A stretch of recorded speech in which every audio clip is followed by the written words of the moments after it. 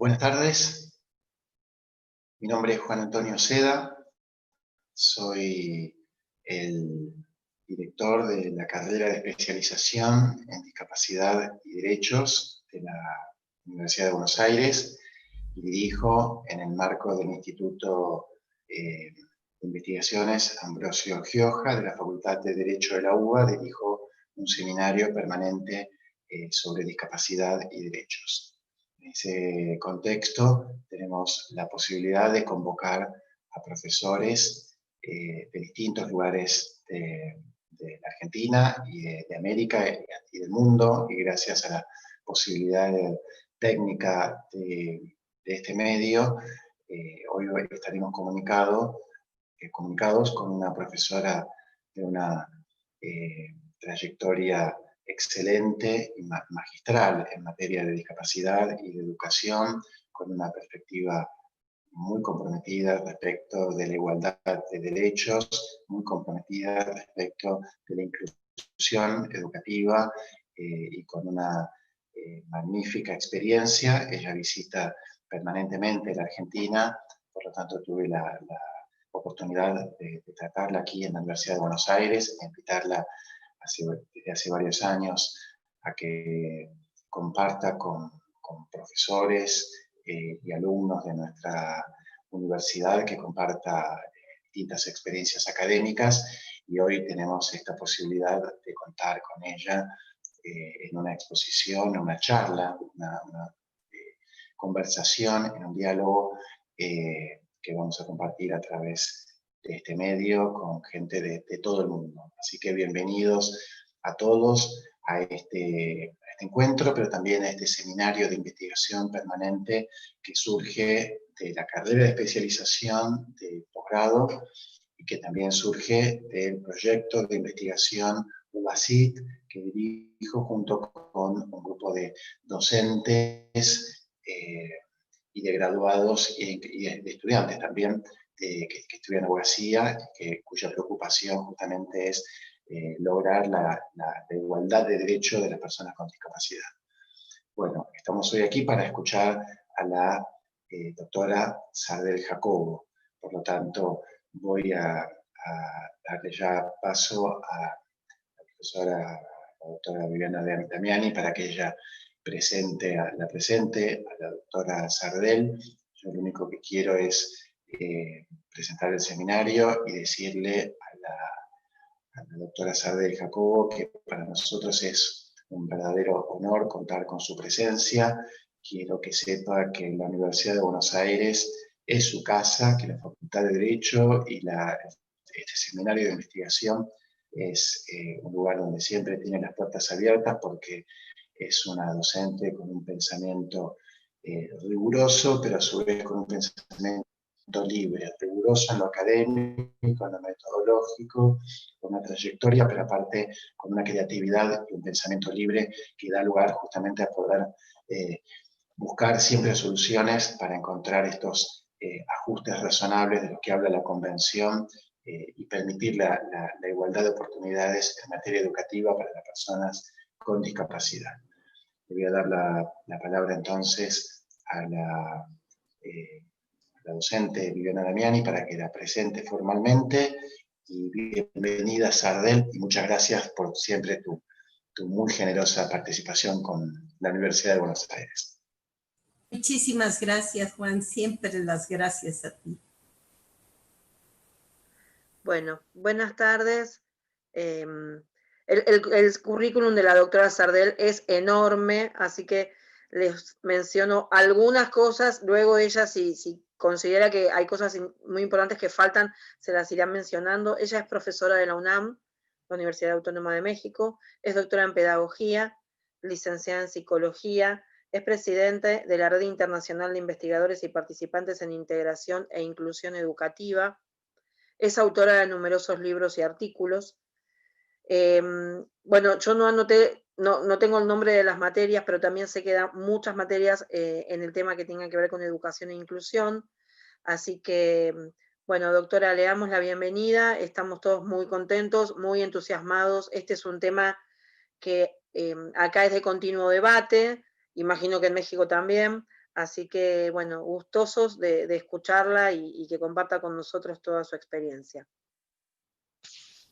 Muchas gracias, Viviana. Pues soy, en primer lugar, la primera en dar mi agradecimiento, ¿verdad?, a este espacio, esta posibilidad de realizar un intercambio con los que están participando, los que estén interesados. Es un placer para mí. Juan siempre me ha abierto las puertas, eso es de agradecer. Lamentablemente cada vez que viene express, y por más que quiero hacerlo, que se quede, que tenemos actividades, que participe, que lo queremos escuchar, siempre viene de entrada por salida. Entonces ni me entero, ya que está aquí me dice estoy aquí, oye, vamos a armar algo rapidote, no, me dice ya me voy, pero el cariño y diríamos el reconocimiento de su trabajo me honra mucho, ¿verdad? Que él me honre con su amistad y la invitación para compartir en una trayectoria que él tiene desde hace un buen tiempo y que sé que dentro, imagínense, de las facultades de Derecho, la voz de las personas con discapacidad esté siempre en la preocupación de Juan. Entonces, mi agradecimiento total por estar aquí en este hermoso Instituto de Investigaciones Jurídicas y Sociales, si es que está en esa hermosa facultad de Derecho que estuve ahí. Qué barbaridad, tienen ustedes un Partenón ahí, un edificio histórico impresionante, ¿verdad? Muchas gracias. Viviana, gracias por presentarme. A Alejandra, que ha estado en seguimiento. A Fiorella, que está acá en los comandos. Y también Denise, que estaba muy al pendiente. Muchas gracias a su interés también y participación en que esto sea posible. Bueno, después de mis agradecimientos, yo quisiera dedicar esta presentación a un gran amigo, profundo amigo, entrañable amigo, que es argentino, que es de ustedes, es el ingeniero Juanov. Él es muy reconocido en su tierra por toda su trayectoria. Tiene 94 años, en octubre cumpliría 95 y ahorita está librando la batalla contra el COVID.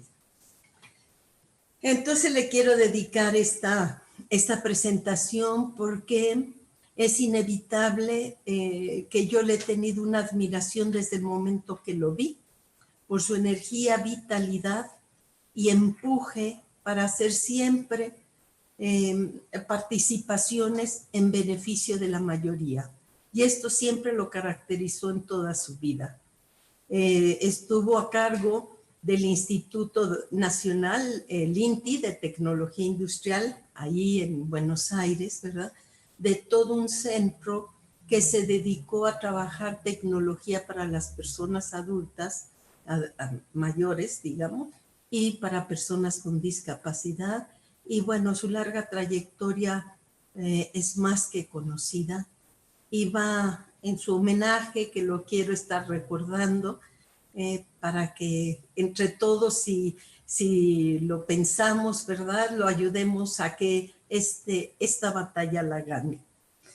Bueno, dicho esto, ¿verdad?, también quisiera que no fuese como una conferencia. Creo que en estos medios nos permiten, a pesar de la distancia, la cercanía, y como hay estas posibilidades de conversar, en todo momento quisiera que estuvieran participando. Me gustaría hacer algunos comentarios y después comentar con ustedes, intentar hacer esto mucho más de conversatorio y de diálogo. Todos ustedes, si están interesados, es por alguna razón. Y esa razón los toca de alguna manera. Y ese que los toca, pues es algo que los que estamos y todos los que están, digamos, trabajando en este tema como en otros, es que estamos tocados por algo que nos involucra y nos pone a trabajar y dedicar nuestra vida estas tareas. Quiero que así sea, que participen mucho, porque aunque no lo crean, yo siempre me estoy nutriendo de las experiencias por donde voy, que me van comentando, los voy citando, ¿verdad? Ahí a lo largo, porque van siendo parte de mis reflexiones, mis consideraciones. Bueno, quisiera comentarles que si Alejandra decía que era muy largo el currículum, es que también tengo muchos años, ¿no? Y en esos años se acumulan actividades, ¿verdad? Y en esta cuestión empresarial de las universidades, que el que más tiene más estímulos, etcétera, etcétera, obligan un poco a documentar absolutamente todo. Pero eso no dice realmente nada de las personas, sino sus acciones, sus actos. Y esto le corresponde a los otros poder decir cómo consideran las presentaciones, las conversaciones, porque cada quien también va a hacerse cargo de su propia trayectoria. Suelo poner que cualquier tipo de conversación con los denominados supuestamente expertos se tomen en ese supuestamente. Ustedes saben que desde la perspectiva psicoanalítica, desde Freud, se combate un saber supuesto. Y ahora con Derrida, a lo que siempre nos invita es a reflexionar y siempre interrogar los saberes con los que contamos, que son nuestras historias. Por eso hablo de este saber supuesto, porque uno supone, pero sí supones que, pues soy de la idea que tiene que tener permanentemente la duda y de la reflexión de lo que pone en el pensamiento, en los actos, para no caer, ¿verdad?, en cajonismos, en una caja hermética, en camisas de fuerza y defender a toda costa algo que en las prácticas nos clama por su interrogación. Les cuento un poquito cómo entré yo a diríamos, a esta pasión, porque así es. Pues miren ustedes, yo entrando de profesionistas a dar clases a la carrera de Psicología de la FES Iztacala de la UNAM, en ese sentido soy yo profesora de la UNAM, de una de las descentralizadas, que es la Facultad de Estudios Superiores Iztacala. Dentro de esa facultad hay carreras para formación de profesionistas. Una de las carreras es psicología. Y yo entré ahí en 1977, recién egresada de la carrera, pero ya en mi carrera había habido una afiliación absoluta a una psicología que prometía el cambio. Y si prometía el cambio es que estaba inconforme con lo que se tenía. Eso, el deseo de transformar, de cambiar, era muy importante porque de alguna manera tiene que ver con la propuesta de Marx, que de lo que se trataba no era de comprender el mundo, sino de transformarlo. Éramos jóvenes de los años 70 del siglo pasado, con muchas inquietudes, con muchas inconformidades, y el malestar, la desigualdad social ya estaba muy presente. Las luchas eran justamente por intentar generar espacios de democracia, de participación para un cambio. Y fíjense ustedes qué curioso que yo entro a la carrera de psicología y me gusta el conductismo, porque el conductismo promete la modificación de la conducta, y que uno, si estudia como lo hice después, que la epistemología es más bien de control al sujeto. Pero en aquel entonces, viene esto de lo que les estaba comentando de los saberes supuestos. Nuestros maestros eran los conductistas y eran activistas del movimiento del 68.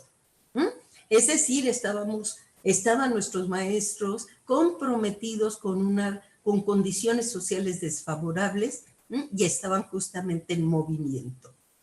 Y también les había gustado mucho el análisis experimental porque se ofrecía como una ciencia objetiva, científica, y cuya finalidad era la transformación, el cambio. Ya después, pues vimos, ¿verdad?, que epistemológicamente las prácticas, las consecuencias no eran así.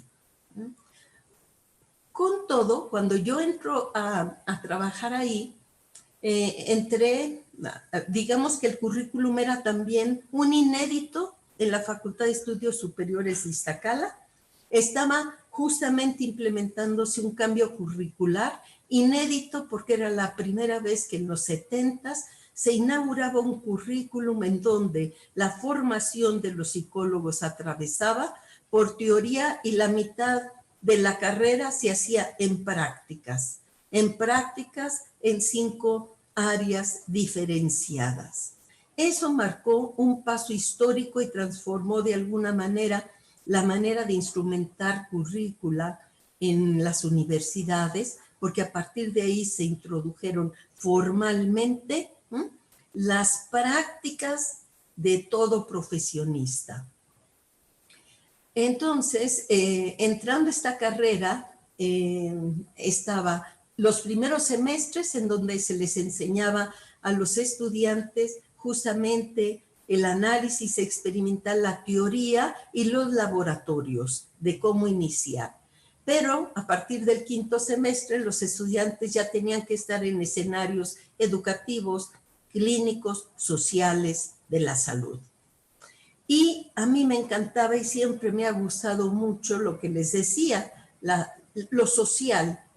Siempre era una apasionada porque veía yo lacerantemente unas diferencias, unas pobrezas. Yo soy de Durango, entonces veía en mi ciudad, recuerdo una Navidad que mientras todo el mundo ya va para la cena, hay muchos niños de la calle pidiendo limosna. Yo no podía creer que en el día del nacimiento de Cristo hubiera tantos niños a quien no les iba a traer nada el niño Dios y que estaban en la calle.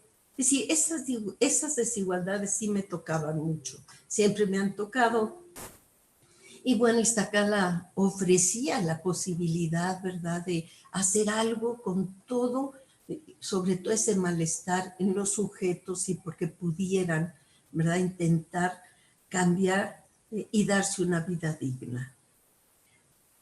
Así que 20 horas las trabajé en teoría y 20 horas las pedí en social. Nos íbamos a las comunidades, un maestro, que era yo, recién estrenada maestra, y llegábamos a las comunidades y yo tenía a mi cargo alumnos de 7º y 8º semestre. Primero 7º y luego pasábamos a 8º. Y era un año de práctica en comunidades.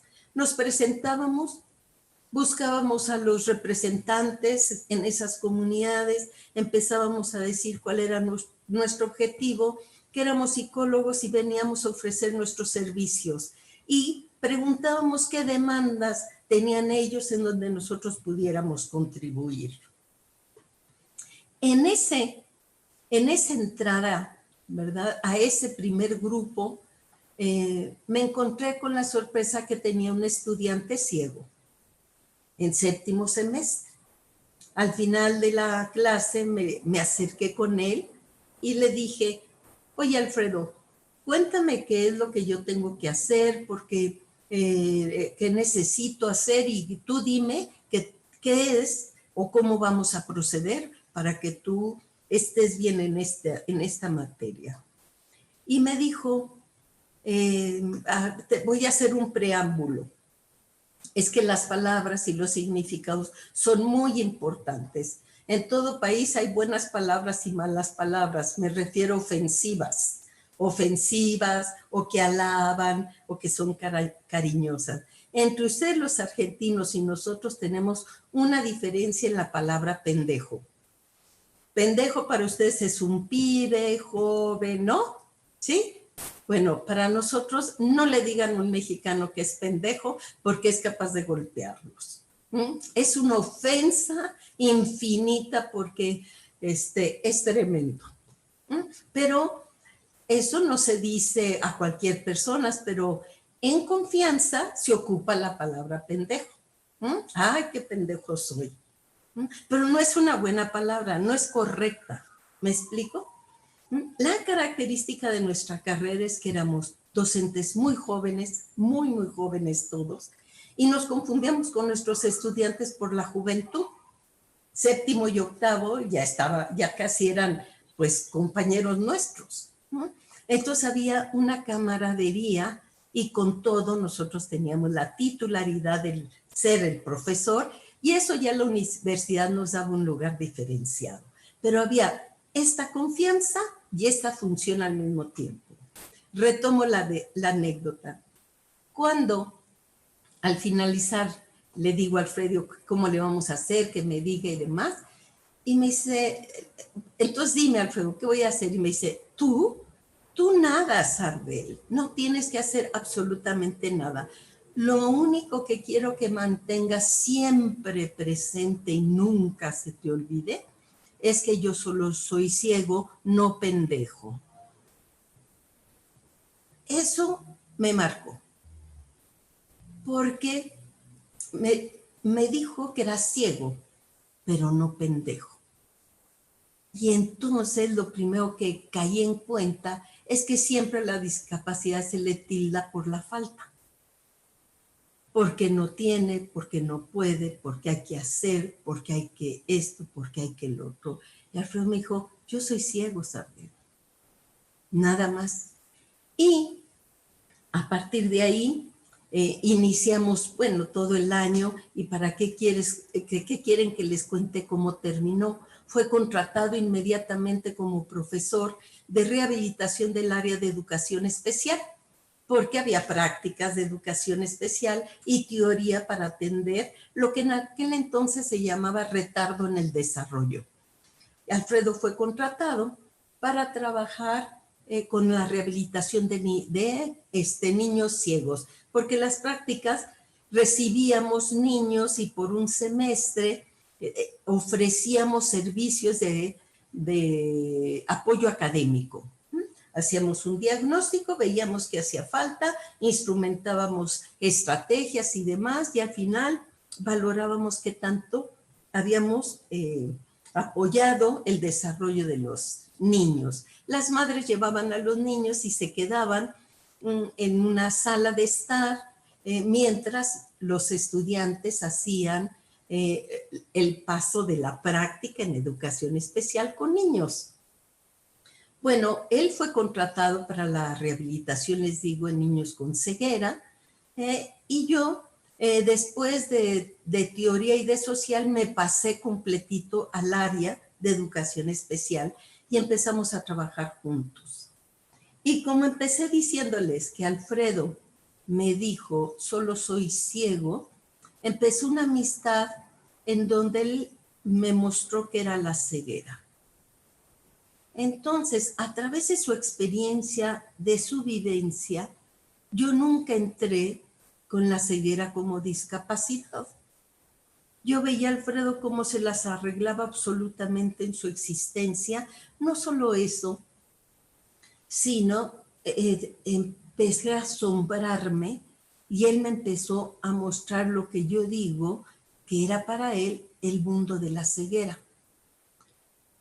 Empezó, por ejemplo, cuando íbamos caminando por las calles, pues éramos ya profesores, colegas y ya empezábamos a hacer amistad, salíamos juntos, hacíamos proyectos juntos, entonces caminábamos por la calle y, por ejemplo, me decía, él sabía dónde llegar, yo no, él me iba a llevar y me dice, mira, ya vamos a llegar al cruce de la calle, tienes que dar vuelta a la derecha, ¿eh?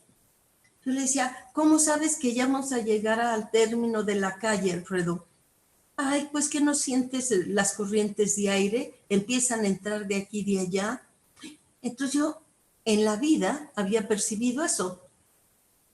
Poco a poco empecé como a darme yo cuenta, ojo porque esta palabra dar cuenta va a ser muy importante en las investigaciones. El que yo me diera cuenta, esto que les estoy diciendo ya es en un segundo tiempo. El primer tiempo fue cuando me dice, no, me dijo, no soy pendejo, no confundas ceguera con discapacidad. Es decir, al que le falta, al que no puede, al que tiene una disfunción. Es decir, ¿qué carga tiene la palabra discapacidad? ¿Qué lugares se le asignan a los sujetos? Y cuando les digo, empiezo a darme cuenta, es que cuando me aproximo a través de la experiencia con Alfredo, empiezo a ver que tiene otras formas de representarse el mundo que yo ni por aquí. Él sabe cómo cruzar una calle, cuándo va a terminar la calle y no se orienta por mis mismas representaciones. Él ha construido sus propias representaciones de referencialidad de espacio y de tiempo. Entonces empecé a decir, la ceguera es otra manera como el mundo se representa para los sujetos. Desde ahí, ¿verdad? Descarté junto con él, gracias a él, que tendríamos que quitarle la connotación de falta, disfunción, porque ahora viene el tercer tiempo del dar cuenta. ¿A qué se debe que tengamos esa asociación de discapacidad como falta, disfunción, incompletud, y de ahí sigamos con valores? Si él me dijo pendejo, es no sirvo para nada, soy un inepto, es decir, eso no lo soy. Quiere decir que deslizan los significados, diríamos que de una connotación biológica se va pasando a connotaciones y valoraciones sociales. Y eso fue lo primero que empezamos a plantear Alfredo y yo. ¿De dónde venía que los sujetos ahora denominados con retardo en el desarrollo, se privilegiaba esa manera de verlos como en falta y el estallido de significantes alrededor? Angelitos del Señor, son unos puros, o bien, si ya son medio adultos, cuidado con ellos, ¿no? Son mañosos. El terror de la adolescencia, de que, como no tienen una racionalidad, una inteligencia, son como llevados por el instinto. Fíjense, desde nociones científicas hasta situaciones en donde el cuerpo, las nociones de los sentidos, las pasiones, podían ser desenfrenadas. Es decir, nos dimos a la tarea de dar cuenta de dónde venía. Una indagación histórica de cómo había surgido. O sea que lo primero que hicimos fue, ahora, ¿verdad?, en las siguientes indagaciones, con apoyo entre autores, pero estas experiencias, porque él y yo ya estábamos trabajando en el área de educación especial y empezamos a dar cuenta de todo esto que les estoy diciendo. En primer lugar, no era un atributo de los niños los que los hacía dis. Tenía que ver con todo un sentido y una historia que uno tenía que hacer, la indagación de esa memoria, y en esa memoria qué herencia nos dejaban en los saberes, y esa herencia de saberes, qué efectos tenían en las vidas de las personas. Bueno, esa es una investigación que empezamos a girar. ¿Qué de la historia? ¿Qué de la constitución de la discapacidad y separarla de la biología? No quiere decir, ¿verdad?, que la ceguera no tenga que ver con diríamos, un nervio visual que no funciona. Eso es una cosa biológica, pero ¿en qué momento eso biológico se convierte en discapacidad? ¿Por qué? Casi les puedo, bueno, así como diríamos la ceguera, la sordera, inclusive lo que denominamos retardo mental, cuando hacemos la indagación histórica, no solo diríamos en textos, en libros, fíjense que nosotros en México tenemos tradiciones de civilizaciones prehispánicas, bastante relevantes, ya Dussel, ¿verdad? Ya Boaventura Sousa Santos ha planteado estas civilizaciones, estos orígenes, estas culturas que tenían toda una manera de existir, de vivir, con tradiciones, a la par que las tenía Asia, a la par que las tenía otros lugares del mundo, Oriente, etcétera. Bueno, cuando íbamos a los museos, por ejemplo, museos, diríamos, de cultura, antropología, que tenemos unos grandes museos en México, que uno se enorgullece de esos museos impresionantemente documentados de estas grandes civilizaciones, pero que en nuestras realidades los indígenas están separados, excluidos y marginados. Así de contrastante y desigualitaria está la situación. Pero en estos museos que recuperan la memoria, lo que veíamos era que en las explicaciones decía, por ejemplo, niños que al nacer tenían 2 cabezas, personas con pie equino, personas con labio leporino, las grandes cabezas toltecas encontrados por Veracruz, Tabasco, inmensas cabezas toltecas, algunas tenían labio leporino. Todo esto se lo estoy diciendo en lenguaje del tiempo de la contemporaneidad. Pero los museos, la documentación, nos decía que para estas culturas no tenían el significado ni de falta ni de nada. Eran personas que los designios de los dioses las habían traído, las habían enviado y que tenían una razón.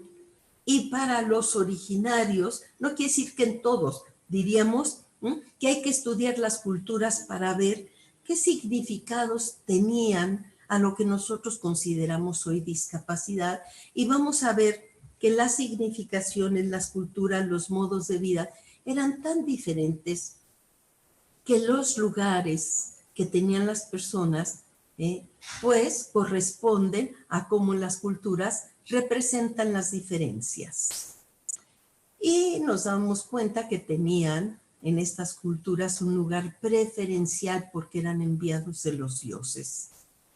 Nos preguntábamos, ¿verdad?, cómo había culturas que a la misma característica se le daba un lugar de reverencia, por ejemplo, y qué lugar les dábamos en la modernidad, y qué lugar tenían, y qué tipo de vida. Aquí solamente hay que cruzar con Judith Butler los estudios donde lo que suponemos precariedad en los sujetos realmente viene y está condicionado desde lo social. Yo quisiera hacer un primer corte aquí, después puedo seguir para ver si tenemos preguntas, hacer un poquito de intercambio. ¿Les parece bien, Alejandra y Viviana? Sí, sí, doctora, sí, de acuerdo. Es que hacemos un corte.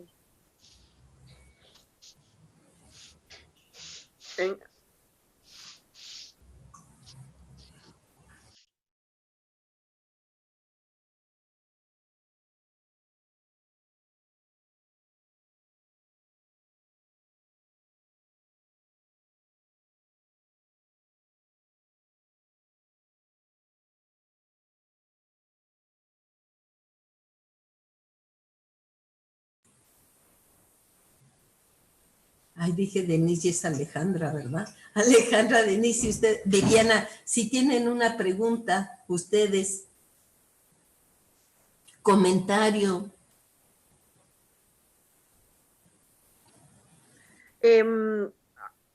Yo me dedico más que nada al derecho de familia, ¿no? En discapacidad, derecho de familia.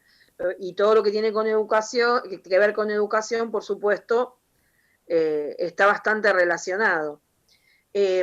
También como docente de la Facultad de Derecho, supongo que en algún momento se lo habremos comentado, hay muchas situaciones por las que atraviesan los niños que tienen discapacidad y sus familias que terminan en acciones judiciales, en acciones de amparo para lograr la incorporación en las escuelas. Hay cierta resistencia, sobre todo cuando se trata de discapacidad intelectual. Con el resto de las discapacidades a veces es un poco más sencillo de resolver las cuestiones de accesibilidad, pero cuando se trata de cuestiones de discapacidad intelectual, en las que quizás es necesaria la figura de un maestro integrador, no sé en México qué nombre tendrá, esto termina judicializado. A mí, supongo que a muchos de los que están viendo, por ahí nos interesaría un poco saber si en México sucede esto, si lo tienen resuelto, si para nada, pero cómo manejan estas situaciones cuando hay una escuela o, como en algunos casos, 47 escuelas que rechazan a un niño para que pueda cursar su escolaridad obligatoria, además. Ya. Y la Constitución dice que están obligadas las escuelas, ¿no? Por supuesto, sí, claro. O sea, sí. que nosotros vemos cómo todos estos derechos nos atraviesan a América Latina, cómo fueron atravesados desde donde vinieron, ¿no? Hace tiempo que tenemos leyes de avanzada. ¿Es verdad o no? Y las prácticas retrógradas. Bueno, yo creo que esto tiene que ver mucho con memoria histórica, ¿no? De por dónde está cruzando todo esto. Y sí, también tenemos eso acá. El esfuerzo que ha tenido la Secretaría de Educación Pública al sistema básico que implica preescolar, primaria, secundaria y preparatoria. Supongo que para ustedes también. ¿No? Para nosotros ese es el sistema básico, obligatorio y gratuito.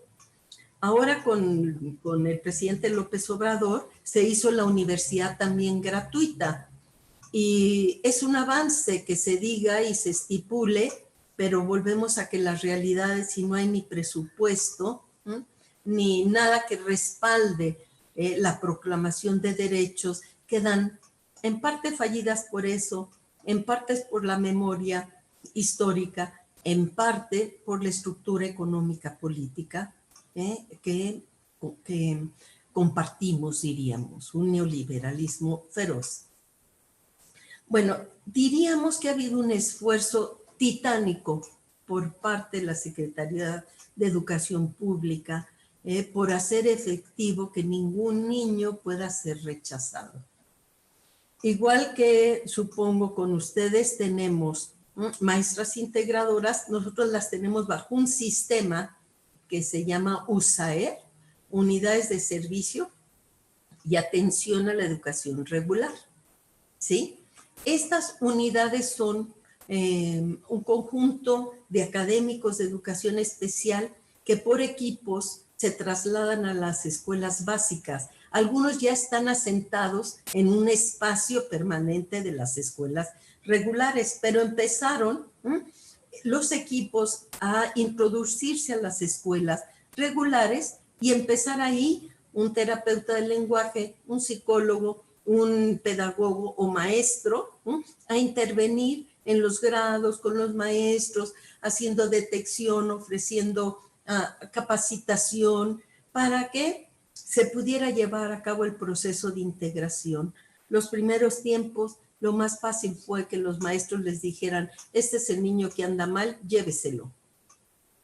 Y trabajaban en otro espacio, que por cierto no había espacio para trabajar, pero se las arreglaban para trabajar con los niños, y en ese espacio pues todavía se veían los niños por fuera. Después la inclusión, diríamos, presentó la modalidad de que ningún niño se retiraba del aula, que tenía que hacer dentro del aula la intervención los dos maestros. Diríamos que eso lo tenemos documentado en una investigación que hicimos. Desde el 2002 evaluamos el sistema básico, ¿verdad? Y diríamos que lo evaluamos hasta secundaria. Todavía no estaba la preparatoria considerada como obligatoria. Entonces, tenemos ahí una investigación bastante interesante de la heterogeneidad de las prácticas. Podemos tener ya prácticas hermosamente integradoras. Hermosamente digo porque tenía mucho que ver con la disposición del personal docente, del trabajo que hiciera la escuela para que eso se diera.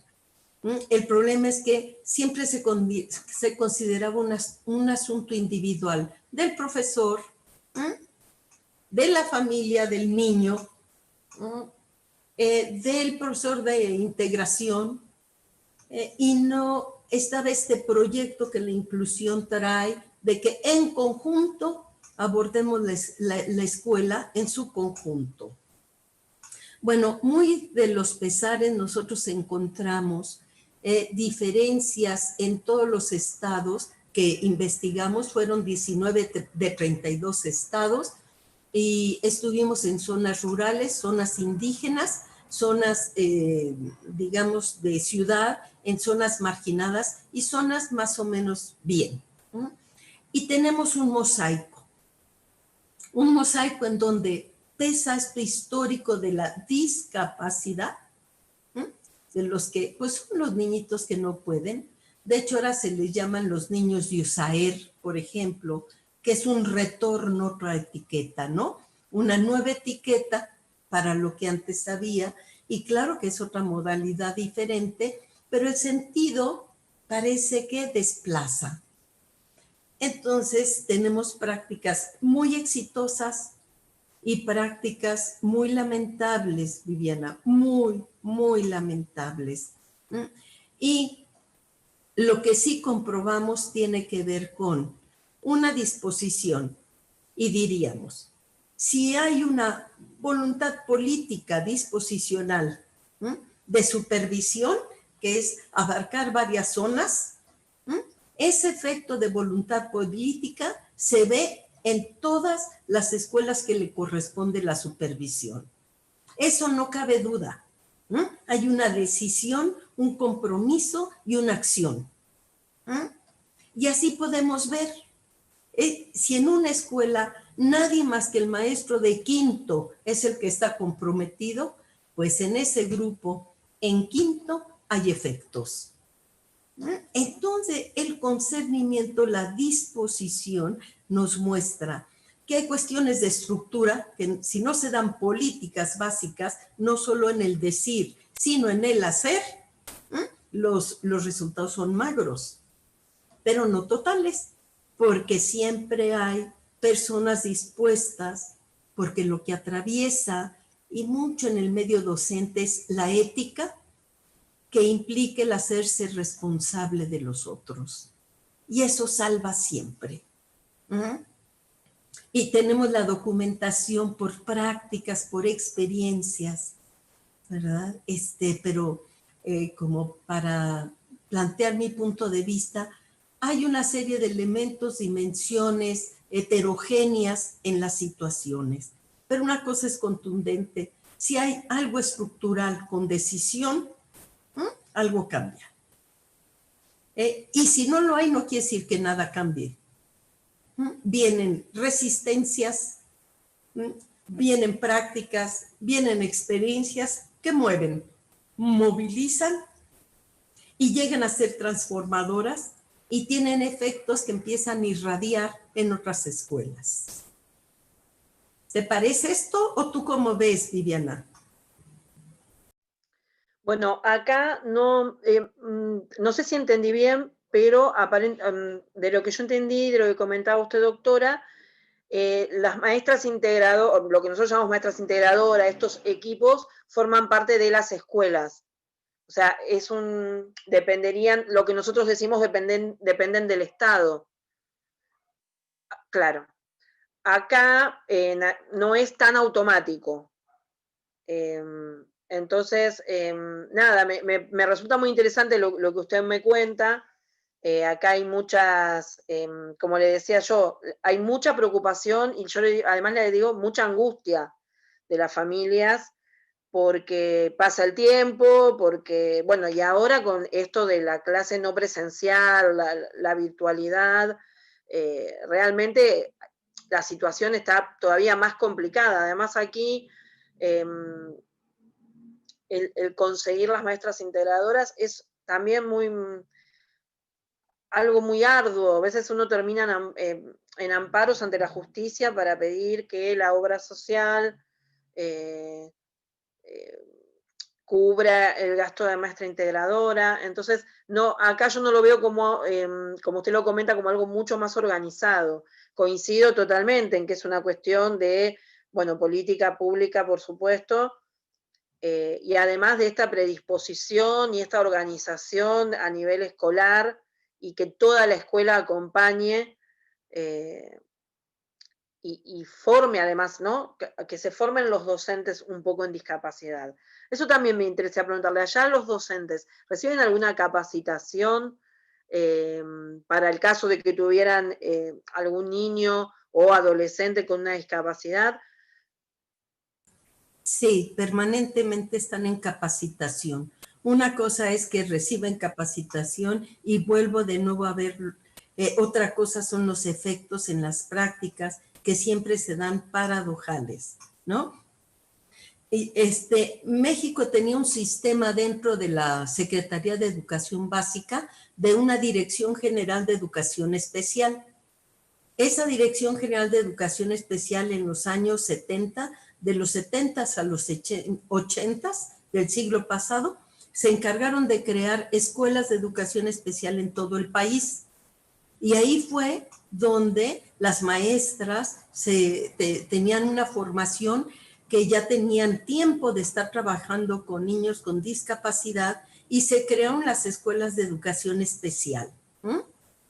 En 10 años, México se cubrió a nivel nacional para trabajar y que tuvieran los niños con discapacidad la oportunidad de educación. En los 90 entra la integración. Eso no quiere decir que todas las escuelas de educación especial se fueron al sistema regular. Se mantuvieron los que se llaman centros de atención múltiple, que es los niños con múltiple discapacidad. Entonces tenemos escuelas, ¿verdad?, que están dentro de los centros de atención múltiple, pero el cambio que hicieron es que el currículum ya no es diseñado desde su discapacidad, sino que es el mismo currículum que lleva la educación regular. Ahí están esos centros, pero muchos otros profesores de educación especial fueron los que se movieron a escuela básica y que entraron en núcleos, ¿sí?, en equipos. Esos son los equipos que atienden. Y actualmente, le digo ya, hay muchas escuelas que tienen fijo el equipo de USAER, que son las unidades de atención, que son multidisciplinarias, ¿verdad?, y que atienden. Pero no está cubierta todas las escuelas de educación básica con este sistema USAER. Hay todavía maestros itinerantes de USAER que están yendo un día a la semana a una escuela, el otro día a otra escuela para dar la atención. Imagínense ahora en las poblaciones indígenas, que también hasta allá llegó el programa de integración. Pues allá llega el equipo de USAER una vez cada 3 semanas, una vez hace trabajo con docentes, con padres, ¿no? Intentando hacer un trabajo. Esto nos mete en un problema de reflexión muy seria, porque el sistema educativo ni siquiera ha investigado si en todas las poblaciones indígenas a los niños así los caracterizan con discapacidad, ¿no? en sus mismas representaciones sociales y de vida. ¿No? O sea, cada una de estas cosas que estamos comentando me parece que tiene siempre esta gran ventaja de empezar a recortar, ver estas cosas heterogéneas y contradictorias, donde no podemos ver totalidades, un fracaso, un éxito, sino siempre estos claros, oscuros, pero que en esos, ¿qué se produce? ¿Cómo se produce? ¿Mm? Y qué da pauta al cambio. Te aclaré un poco, Viviana, cómo está por acá, pero con muchos problemas. Yo te quiero decir que acá el sistema básico de los profesores es terriblemente jerárquico. Difícilmente los profesores tienen libertad de posicionarse, dialogar. Hay un verticalismo que cruza todo el sindicalismo en México. Ahí tienes una arista tremenda, tremenda. Bien, sí, pero me aclaró muchísimo. Ahora Alejandra creo que tiene más preguntas ya de la gente que está mirando por YouTube. Claro que sí. Bueno, tenemos un comentario de Andrea Pasodomo. Dice, tal vez mirar al otro partiendo desde su discapacidad es partir del prejuicio. La sociedad es muy subjetiva, con una construcción social quien debe revisarse. Claro, absolutamente de acuerdo. La cuestión es que los prejuicios, miren, ahí tenemos un trabajo estupendo sobre los prejuicios a partir de Hannah Arendt. Hannah Arendt hace un análisis impresionante de los prejuicios a mi gusto y nosotros lo hemos retomado porque un prejuicio no es una cuestión personal e individual. Los prejuicios están asentados socialmente y tienen historia, ¿no? Y por eso son prejuicios. Dice Hannah Arendt, los prejuicios se anticipan al juicio. Si se anticipan, un juicio es la capacidad de pensar. Pensar es dudar. Pensar es reflexionar. Pensar es interrogar. Un prejuicio se adelanta a la posibilidad de que uno piense. Lo toma como viene, y entonces hay una prisión de entender las cosas de una manera que se produce, se reproduce y no hay manera de movilizarlo. No es entonces un asunto individual, son asuntos sociales y viene toda esta tarea de historia o con Derrida de deconstruir nuestras representaciones, de dónde vienen, cómo son, porque si no cae uno en un juicio, ay, el profesor es tan prejuicioso, entonces cae en un asunto individual y con un asunto individual no se resuelve gran cosa, al contrario, se mete uno en antagonismos estériles, ¿verdad? En cambio, si se generan espacios de reflexión sobre qué hacemos, sobre nuestras prácticas o nuestras problemáticas, eso resulta apasionante porque por las experiencias de las personas empiezan a dilucidar de dónde vienen lo que piensan, por qué piensan lo que piensan. Y ahí viene un movimiento. Y absolutamente, ojalá coincidamos. ¿Quién me preguntó? ¿El nombre de quién preguntó? Andrea Pasodomo. Andrea. A ver si Andrea comenta algo al respecto. Otra posición, otro punto de vista. Claro. Tenemos otra pregunta de María Cristina Heredia que dice, doctora, usted utilizó los términos separados, excluido y marginado. ¿Estaría incorrecto decir discriminado? No, es dentro de parte de esta metonimia de sentidos alrededor de una producción social que tiene, fíjense, yo a mi gusto, todo esto de discriminación, marginación, etcétera, tiene tres grandes vertientes. La estructura económica política. Esa es una en donde todo está puesto en términos de, diríamos, acumulación y explotación de la naturaleza, ¿no? Para tener más bienes y satisfacción. Viene el imperio de la felicidad y del tener. Y si no, es la tragedia. Diríamos, hay una estructura económica política. Están los medios. Y, oh terrible, están los saberes. Estos que transmitimos, que no están puestos en reflexión en su justa dimensión. Y ahí no hay una mala voluntad. Ahí hay algo inherente que los saberes se dan como saberes supuestos. Ya lo dijo Piaget. Bueno, sí, pero ya lo dijo, ¿no? Ya lo dijo Vygotsky. El construccionismo, y se nos llena la boca del construccionismo, pero nunca se piensa en el construccionismo. ¿Cómo se gestó? ¿Desde dónde? La historia, ¿de dónde vino? ¿Qué pasaba? ¿Cómo? Se me viene a la mente lo que plantea Derrida sobre la herencia, que la historia es que somos herederos, ¿eh? Y somos herederos de estos saberes. ¿Pero qué hacemos con los saberes? ¿Los repetimos? Derrida apuesta que tenemos que ser legítimos, fieles, justo en la infidelidad. Que si surgieron esos conceptos, términos, fueron porque alguien los pensó disertando, criticando, reconfigurando saberes de otro tiempo.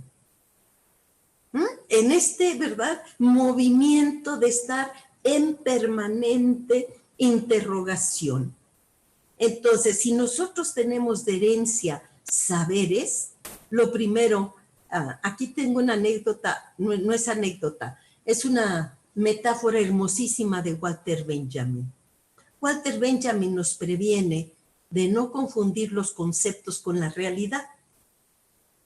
Y pone una metáfora preciosa de que si uno avienta una barca al mar, por así decirlo, uno cree que la barca se mueve por el viento. Si hay viento, se mueve la barca. Y Walter Benjamin dice, no, la barca se mueve por cómo se coloquen las velas. Este colocar las velas, ¿verdad? Es de dónde lo pones para que pase qué, ¿no? ¿Verdad que es hermosísima la metáfora esa de, no, ojo, no es el viento per se, ¿no? ¿Quién pone las velas? ¿Qué hace que las ponga como las pone? ¿De dónde viene que se pone como se pone? Entonces, nunca un concepto nos puede dar cuenta de la realidad. Ayudan porque dan cuenta de algo. Entonces, Derrida nos propone que hay que hacer esta metáfora de la metamorfosis, que somos herederos de algo, pero tenemos que aplicar la metáfora de la metamorfosis, que nosotros nos tenemos que apropiar en base a nuestras experiencias y poner algo de nuestros pensamientos para autorizarnos a decir lo que decimos. Bueno, hasta aquí dejaría. Claro. Andrea Pasodomo dice que sí, que coincide con lo que usted está señalando. Déjame ver si tengo otra pregunta. Andrea, yo quería que dieras otra postura para que se ponga sabroso el diálogo. Marina Simiel le pregunta, buenas tardes. En los casos de la discapacidad intelectual o cognitiva uno de los principales problemas que nos encontramos es la falta de acceso no solo a la vacante, sino a la realización del PPI. ¿El qué, perdón? El PPI pone. ¿Me quieres decir qué es PPI? Sí. No sé, Marina, si nos pudiera aclarar. Creo que son los planes pedagógicos. Ah, ok. No estoy segura. No estoy segura, pero creo que son los planes pedagógicos. Sí. Pues hay un corset ¿me lo puedes volver a repetir? ¿Hay un corset de los planes pedagógicos? Dice, en los casos de la discapacidad intelectual o cognitiva, uno de los principales problemas que nos encontramos es la falta de acceso no solo a la vacante, sino a la realización de los programas. Ah, claro. O sea, tienen problemas de estructura 1, ¿no? De posibilidades. Sí, absolutamente. Acá también, por eso les digo que mucho derecho humano para la integración y la inclusión. ¿Y el presupuesto, señores? ¿Dónde es el presupuesto? ¿No? No hay manera. Con todo quiero decirles que los maestros se las arreglan bien, ¿eh? O sea, no quiere decir que eso ya sea el ejemplo y que no hay que pelear por presupuestos y por condiciones, pero las prácticas nos enseñan tanto de la creatividad de los docentes que es impresionante. O sea, nos demuestran que de veras que los maestros, hay muchos que se autorizan. Bueno, quiero decir que casi siempre se autorizan. Por ejemplo, puede venir un nuevo programa, pero si el maestro dice, esto no me gusta, pues hará como que lo cumple. Pero se sale un poco con la suya.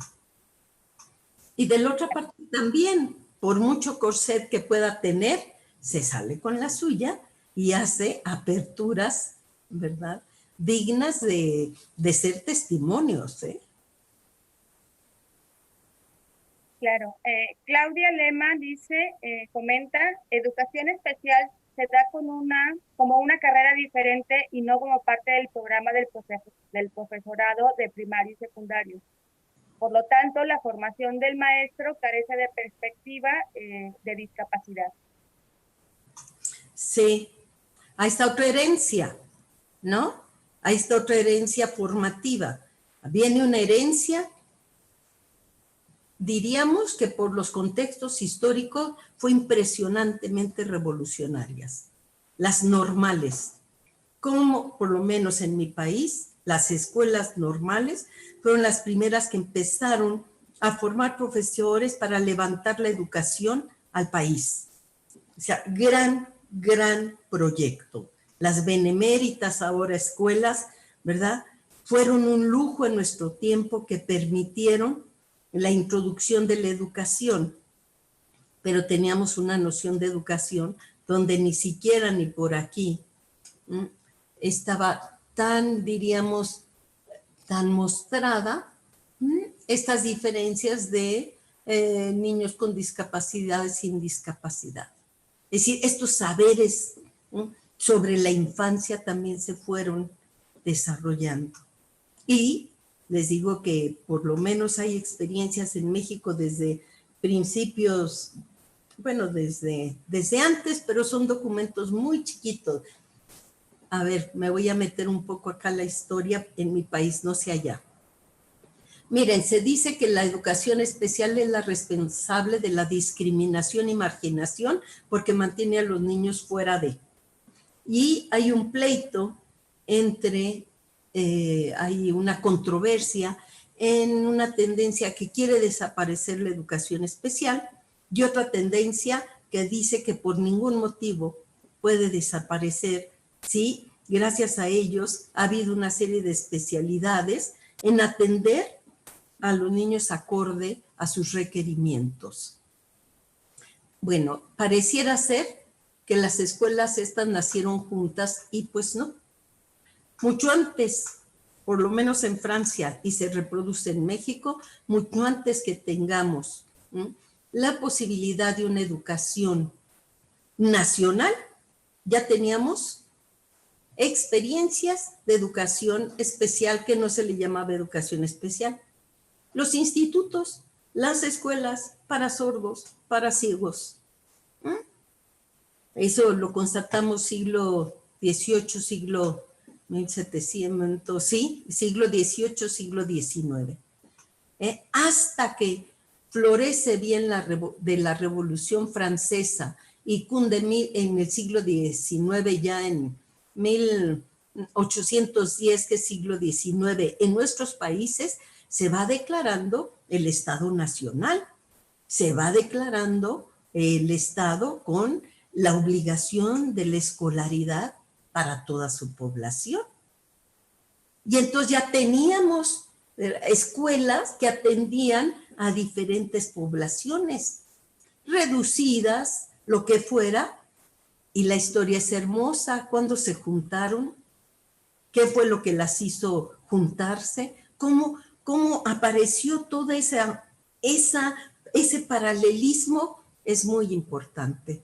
Pero uno atendiendo a la historia, uno puede ver los avances y después las reversiones y en qué consisten y por qué. Ahora que se plantea esta situación de un contundente no a la educación especial o un sí, me parece que es pertinente la memoria y la historia para saber qué vamos a hacer, ¿no? Que no se trata de eliminar, sino empezar a ver justo esos procesos históricos que nos han llevado a donde estamos. Y ahora, ¿cómo transformamos eso? ¿Para dónde? ¿Con qué fin? Entonces, tenemos muchos candados. Diríamos que tenemos más dificultades y más candados. Y ante, diríamos, la COVID, bueno, esto se nos vuelve tremendamente un desafío y un reto. Pero pues voy a aprovechar. Si pensamos que la COVID nos metió en un problema y lo que más queremos es regresar a la normalidad, también la COVID es nuestra oportunidad de revisar la normalidad que teníamos en serio y a ver si de veras queremos regresar a esa normalidad que la COVID lo único que ha mostrado es la enorme desigualdad evidenciada y mayor en las personas con discapacidad, en donde está la vulnerabilidad.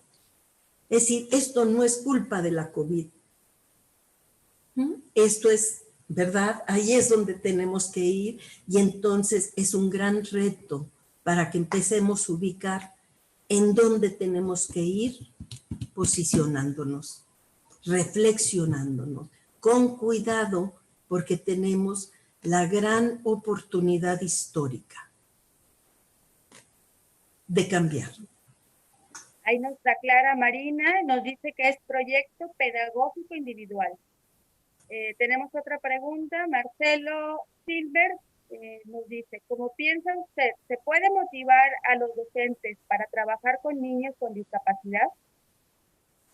Ay, sí. Uy, sí. Pues les digo que como yo me dedico también, o sea, ya les dije una parte de historia, pero la otra es que con la evaluación que hicimos, nos dedicamos a recabar las prácticas, analizarlas y demás. Bueno, pues los testimoniales son hermosísimos de cómo los maestros van, ¿se acuerdan del término dar cuenta? Cómo se van dando cuenta y hacen 3 momentos de dar cuenta. La primera es cuando les dicen, ¿no? Pues ya les van a llegar los niños con discapacidad. Y tenemos los testimonios, ¿eh? Y no son ficticios. Maestros que nos decían, me dio diabetes, tenía angustia, no dormía, no sé qué hacer, no me dan instrumentos, no me capacitan, no sé nada, y la angustia.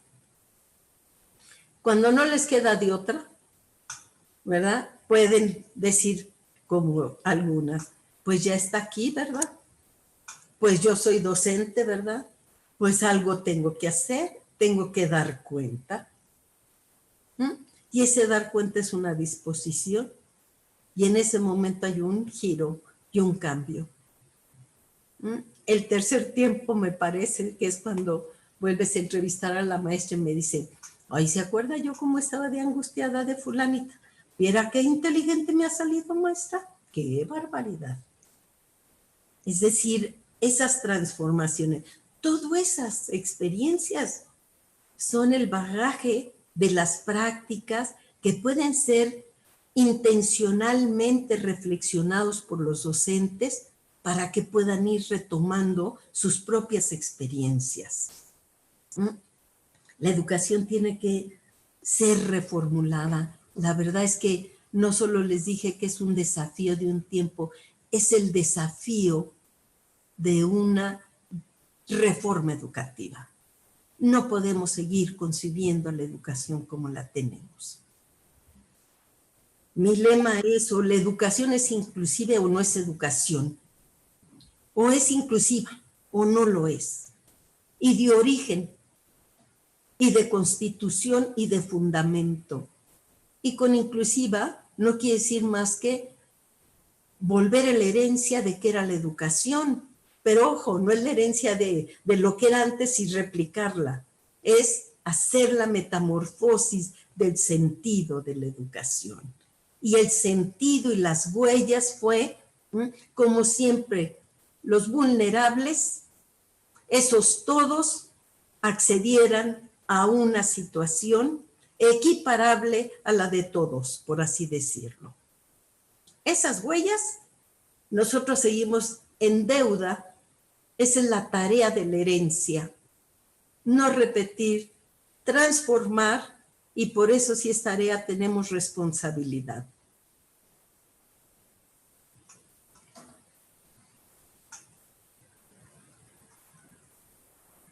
Bueno, tenemos Beatriz Celada nos dice, desde tu experiencia, ¿cómo trabajar con los prejuicios?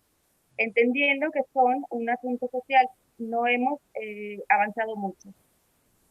En grupos de reflexión se me ocurre que lo hemos hecho, que cada quien cuente sus anécdotas, su experiencia, empezamos a preguntar qué pasa con eso, ¿no?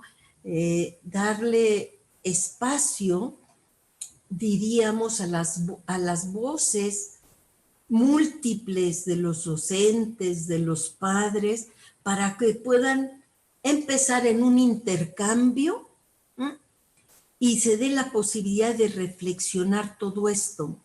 Porque cuando se dé esa pauta, empiezan a salir los miedos, los temores, las angustias, las amenazas, las inseguridades. Y de todo ese proceso, la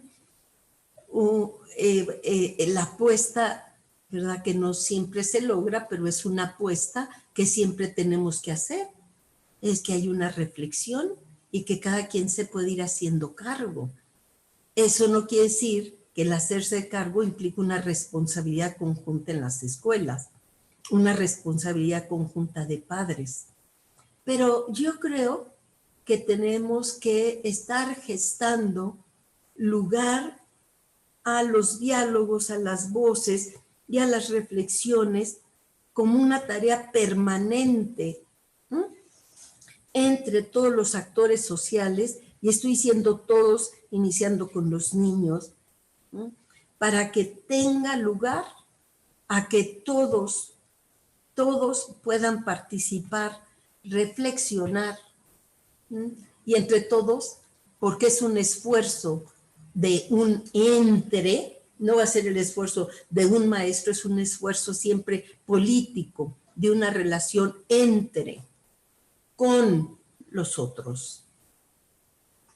Es Beatriz Celada, ¿verdad? Saludos, Beatriz, saludos, mucho gusto. Así es. Bueno, tenemos ahora Paola Cardillo. Buenas tardes, doctora Sardel. ¿Nos puede comentar en relación a la experiencia en actividades educativas destinadas a jóvenes adultos? Jóvenes adultos, vamos a ver, jóvenes adultos. Recientemente se están teniendo experiencias interesantes porque se crearon por lo menos en la Ciudad de México preparatorias, o sea, formaciones paralelas al sistema básico, diríamos, y que están atendiendo bachilleratos, que es escuela media superior, a estudiantes con discapacidad. Están resultando una experiencia muy interesante porque son apuestas nuevas y hay que, diríamos, hay que seguir esas experiencias para ver qué frutos dan. Por lo pronto, empezamos a ver los impactos en la afluencia de alumnos con discapacidad en nivel superior. Actualmente ya tenemos estudiantes no solo en licenciatura, sino en maestría y doctorado.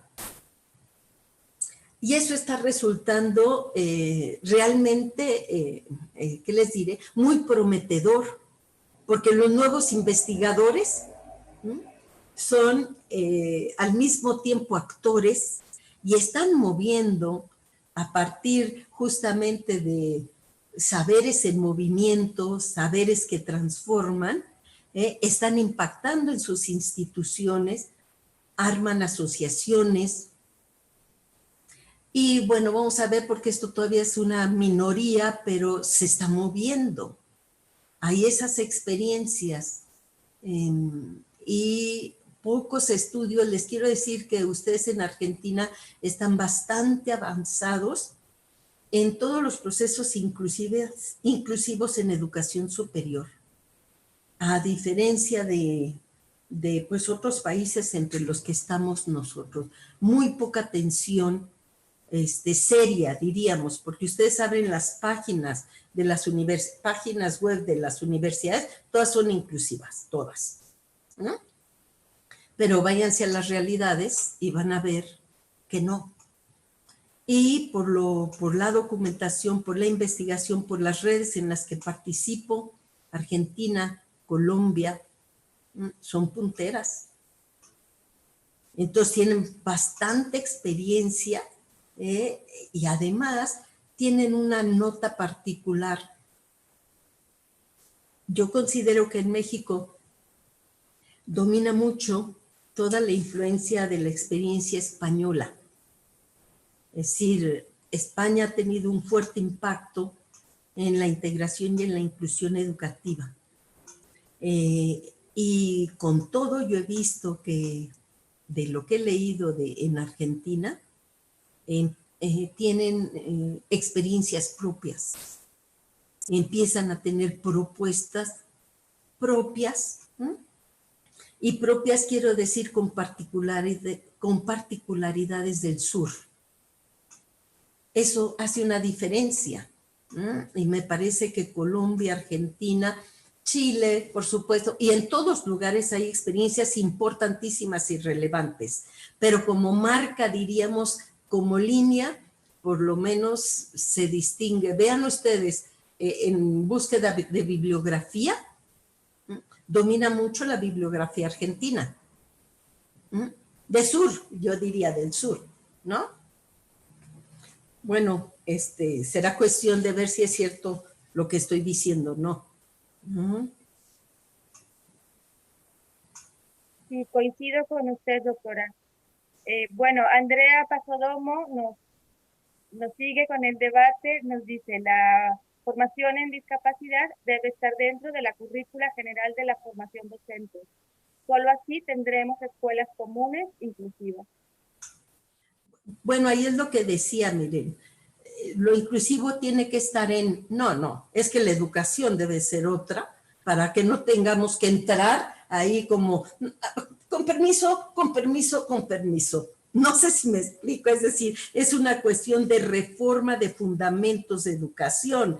¿Qué quiere decir? que tenemos que empezar a ver cómo entendemos al sujeto de la educación, porque si seguimos con un currículum y no los currícula, la pluralidad que se requiere para las formas diferentes de ser alumno, entonces, es decir, no es solo para las personas con discapacidad, es que la educación tiene que estarse preguntando si el sujeto de la educación, el que mantenemos, todavía está actualizado o la normalidad de qué se trata. Ceguera, sordera, lo que le llaman discapacidad intelectual, ya hay suficiente prácticas, experiencias y aproximaciones teóricas que nos están mostrando que son otras formas de ser y que no es discapacidad. Son otras formas de ser, otras formas de representación, otras formas que tienen para constituir espacialidad, temporalidad. Entonces, el sujeto basado en el sujeto individual de la razón de Descartes, ya hay que empezarlo a trabajar por las experiencias, por lo que nos están mostrando en las prácticas, en las posibilidades. Los ciegos haciendo, ¿cómo se llama? Todo tipo de deportes, en fotografía, todo eso está interrogando si la vista es el único medio para darnos cuenta del mundo. Es decir, es de la educación que tiene que ver con cómo entender nuestra sociedad, cómo entender nuestras relaciones, cómo entender las formas plurales que tenemos los seres de ser. Y entonces, si lo vemos en diferencias, quizá, ¿verdad?, no tengamos que estar solicitando un espacio para la educación inclusiva.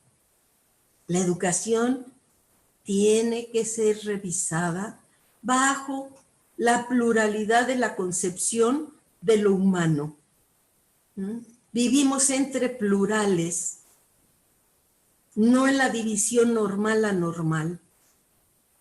Entonces no es un sujeto contra el cual diagnosticamos para ver qué le falta, porque si lo vemos desde la pluralidad, ya quizá no tengamos que ver mediciones de diagnóstico de si falta o no falta y qué falta, sino cómo se producen las formas posibles de representación. Entonces nos cambia todo. Nos cambia todo. Entonces mi idea es que no es que hay que darle espacio dentro de la educación, o sea, tenemos somos una subcategoría de la educación. La educación inclusiva. Bueno, yo digo no. O eso no es.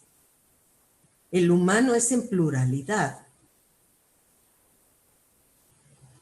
Bueno, por ahí estoy un poco, si se fijan, obstinada. Tenemos un comentario de Nerea Dadamia que dice: la voluntad de transformar la realidad es lo que se necesita para garantizar la inclusión y la integración de las personas con discapacidad por parte de las autoridades educativas. Sí, necesitamos eso y necesitamos muchas otras cosas más, sí, efectivamente, sí. Así contundentemente, sí. Y otras cosas más. Le leo una pregunta, María Florencia Lima. En México existe una red de instituciones educativas no formales para abordar las necesidades de la niñez con discapacidad. ¿Las prácticas artísticas cumplen un rol importante en la educación? Pues lamentablemente no. Las prácticas artísticas están muy divorciadas. Fíjense que en la historia de este país, en un primer tiempo teníamos educación y artes. Estaban juntas y luego se separaron. Hay una gran cantidad de asociaciones que por supuesto están en pleitos, unas con otras de repente, ¿verdad? Y que difícilmente se articulan en movimientos comunes. creo que eso pasa en muchos lados, pero no tenemos así la fuerza, por ejemplo, que ustedes ven en la ONCE en España, ¿no? No, qué barbaridad. Acá, por ejemplo, tenemos una vieja asociación, organizaciones de ciegos, pero que ven para sus santos. Tienen concesionados ciertos locales comerciales, y entonces esas ganancias son para esa red de esta asociación. Es difícil que las cambien, pero por ejemplo, junto a esas prácticas que tenemos, que ya son organizaciones, tenemos otra organización, por ejemplo, de los vendedores ambulantes en el metro, por lo menos antes de, que ciegos que vendían sus productos. Las entrevistas de esas experiencias son fabulosas. Por ejemplo, entrevistado, y ya eso se hicieron organizaciones, ¿no? Y piden un lugar y piden ante el gobierno apoyos y demás situaciones. No tenemos, diríamos, una confederación de organizaciones. Sí tenemos experiencias también de arte hermosísimas, ¿sí? Que están dando una batalla con el peligro de perecer. Artistas con discapacidad que ante estos tiempos se las están viendo muy complicados para subsistir. La bancarrota, la quiebra que en esta pandemia parece que nos va a poner es dramática. Es dramática. Y con todo, apelo a esas experiencias que son como luciérnagas, arrojan luz, pequeñas luces, pero pues quizá vuelvo con Walter Benjamin, como de repente una luz en una larga noche oscura puede iluminar algo. Y en esa iluminación dar pauta a que algo venga, advenga a un porvenir. No pienso que va a ser drástico un cambio, sino que son esta confluencia de experiencias pequeñas, subversivas, vitales, obsesivas, en el sentido de que nos cejan por instaurar peticiones, derechos, cambios, las que poco a poco. También quiero decir que no solo son organización con personas con discapacidad, porque eso es pensar que la discapacidad es porque son ellos los que tienen discapacidad. Me parece que nunca han existido solos, siempre han estado con otros, bajo la responsabilidad de otros cuando son pequeños, como todos los fuimos. Quienes van arrojando barreras, van abriendo puertas, van quitando cadenas, han sido los padres, sin lugar a duda. Es decir, nunca han sido las personas sino siempre esto que yo digo, esta ética y responsabilidad que implica lo que considero que es la tarea de los padres, de los docentes. Asegurarnos y responsabilizarnos por los otros, sin esperar reciprocidad ni gratuidad, que nos den las gracias. La tarea es la responsabilidad de hacernos cargo, porque ahí hay una asimetría de responsabilidad. Corresponde a padres. Ahora relativizo. Sí, a los padres. Si los padres no encuentran condiciones sociales para ejercer su función, también está en chino que se les pida. Si no hay empleo, ¿cómo un padre puede funcionar?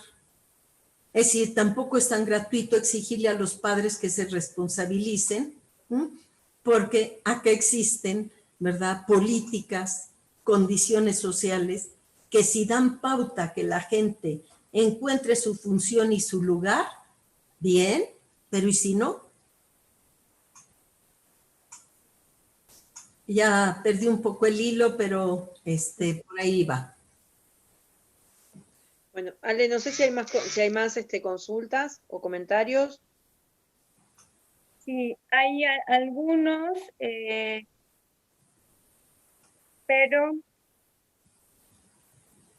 comenta Noelia Roger, cuando hay vocación y voluntad se le busca la vuelta, y luego vuelve a comentar, cuando hay vocación y voluntad se le encuentra la vuelta. Y bueno, la saludan, la felicitan, doctora, por la charla que nos está dando, nos está haciendo el favor de escucharla. Es un placer siempre. No sé, Vivi, si quieren ir cerrando. Sí, a ver, no, doctora, si usted quiere agregar algo. Sí, que le quiero agradecer, se me fue el nombre, Alejandra. ¿Quién nos... Noelia. Noelia, muchas gracias. Nada más quisiera remarcar que efectivamente hay una ética y responsabilidad singular, pero acababa de decir que no se puede atribuir al individualismo la responsabilidad absoluta. Que aquí hay una distribución asimétrica de responsabilidades. Corresponden responsabilidades mayores al Estado, y conforme vayamos bajando, diríamos, ¿verdad? Entonces, ni a un solo actor, ¿verdad? Ni es una totalidad, diríamos, sino que hay que relativizar. O sea, yo marco mucho lo estructural porque se olvida y vuelve a ser como de disposiciones individuales. Y la verdad no, porque si una persona vive marginada en el cerro, no es una cuestión de que ella esté en una marginación, ella. Es decir, hay una responsabilidad del Estado, de la escuela, de la salud, me explico, que son políticas que le restringen la posibilidad de ser un ciudadano, porque mínimo no tiene ni las condiciones de traslado, de salud, de esto. Eso lo quiero marcar porque se olvida muy frecuentemente. Ya, gracias Viviana. Bueno, doctora, ha sido un gusto. Coincido con usted con todo, pero especialmente con la necesidad de las decisiones de los estados, la implementación de políticas públicas, la capacitación en todos los niveles. Por supuesto que tiene que haber también compromiso individual, pero no alcanza con el compromiso individual. Lo vemos constantemente, en algunos países están mejor, en otros está más complicado, pero la realidad es que no puede haber un Estado ausente en estas cuestiones. Es necesario, sobre todo en todo lo que tiene que ver con discapacidad, que haya mayor cantidad de políticas públicas y decisiones que escapan a nuestras decisiones individuales, por cierto. Bueno, ha sido un placer como siempre, la hemos escuchado algunos ya varias veces. Es un honor contar con usted. Estas son algunas de las ventajas de la virtualidad, sí, poder tener invitados de otros países. Ojalá la próxima nos pueda hacer en forma personal. Y bueno, le dejo un agradecimiento en nombre de todo el equipo de Juan, en su nombre, más allá de que él ya se lo dijo y seguramente luego conversarán. Y bueno, un gusto enorme haberla tenido, y que usted haya inaugurado este ciclo de conferencias del seminario que tenemos en discapacidad y derechos. No me resta más que agradecimiento, de veras, del espacio, de este intercambio, ¿verdad? Tienen mi correo, por favor, si se los hacen llegar, ¿verdad? Los que participaron, por supuesto, que me encantaría. Agradezco a todos ustedes, Viviana, Alejandra, Fiorella, Denise, y a Juan, ¿verdad? Que es el autor, diríamos. Muchísimas gracias a todos los que estuvieron ahí, bueno, escuchando, participando, reflexionando. Muy agradecida. Y nos vemos hasta la próxima. Nos vemos la próxima. Igual, y lo mismo, un agradecimiento a Fiorella y a Denise también. Muchas gracias. Muchas gracias. Hasta la próxima. Hasta la próxima. Qué lindo eso, hasta la próxima.